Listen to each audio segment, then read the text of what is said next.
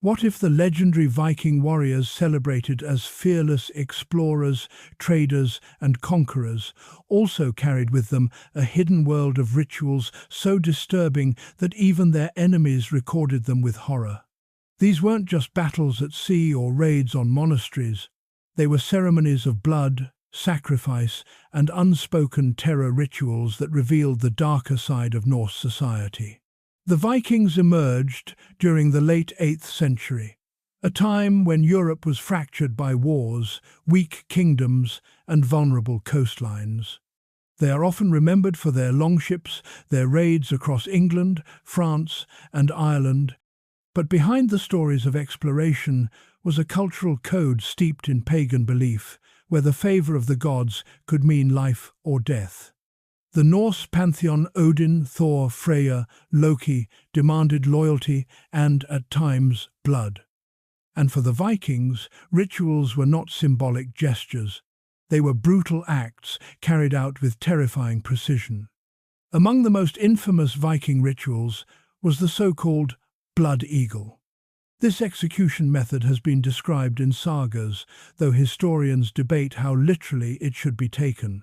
The victim, often a captured enemy or a traitor, would have their ribs cut from the spine and their lungs pulled outward through the openings, spread like wings.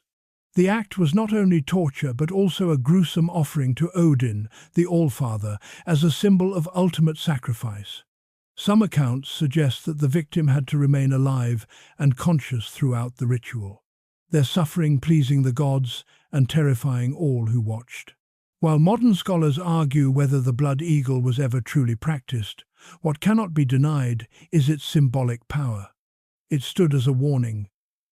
To betray the Norse, or to resist them, meant facing not just death but desecration.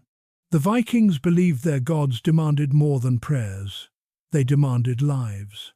At great feasts or moments of crisis, human sacrifices were carried out. Slaves, prisoners of war, and sometimes even volunteers were offered to Odin, Thor, or Freyja. One of the most chilling accounts comes from the Arab traveller Ahmad ibn Fadlan, who witnessed a Viking funeral along the Volga River in the 10th century. When a Viking chieftain died, his body was placed on a ship, surrounded by goods, weapons, and animals. But he was not sent alone. A slave girl, chosen to accompany him, was forced to drink, sing, and then before the eyes of the gathered crowd, she was strangled and stabbed, offered to the gods so she could serve her master in the afterlife. For the Vikings, such acts were not cruelty, they were sacred duties, ensuring the balance between the mortal and divine. Rituals were not always about death alone. They were also about feasting, drinking mead, consuming sacrificial meat, and binding communities together in shared belief. The blot was the name given to sacrificial festivals, where animals and sometimes humans were killed to honor the gods. Blood from these sacrifices was sprinkled on idols, on the walls of temples, and even on the people themselves, as a way to cleanse and empower. These gatherings were moments of both terror and ecstasy. The line between devotion and brutality blurred, creating a cultural memory that defined Viking society as much as their raids.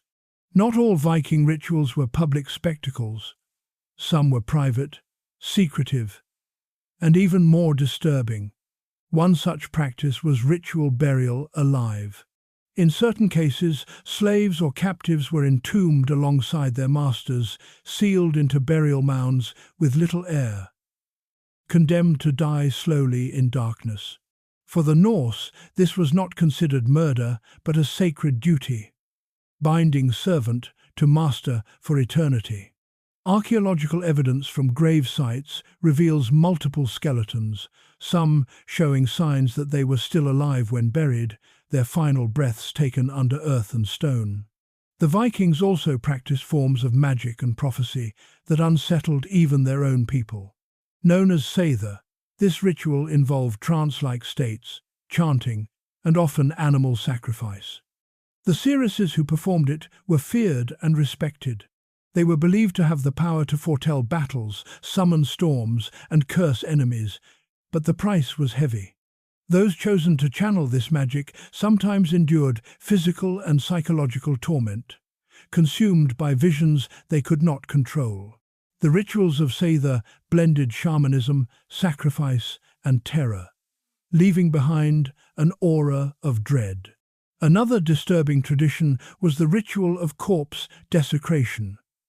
For enemies captured in raids, death was not always the end. Some sagas describe bodies deliberately mutilated, burned, or displayed as warnings. Heads were spiked onto poles at harbour entrances. Limbs were scattered to defile the memory of the fallen. For the Vikings, this served both a religious and military purpose. It robbed the dead of dignity, while sending a chilling message to the living. Yet, despite the brutality, these rituals had meaning. They were not random acts of cruelty, but woven into the fabric of Norse belief.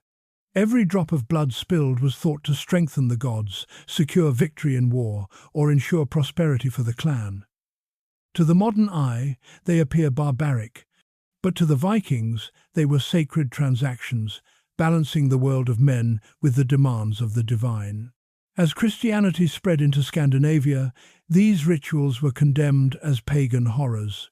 Temples were destroyed, sacrifices outlawed, and the blood rites of the past erased or at least forced into secrecy. By the 12th century, the Vikings had vanished as a distinct culture, leaving behind legends of longships, fearless warriors, and gods of thunder. But beneath the stories of exploration and conquest remains a shadowed truth. A civilization that bound its people together not only with honor and steel, but with blood and ritual. These disturbing rituals remind us that history is never simple. Behind every legend of bravery lies a reality of fear, pain, and belief systems that shaped entire civilizations. The Vikings are remembered as explorers and conquerors, but they were also participants in ceremonies so dark that even now they stir both fascination and horror.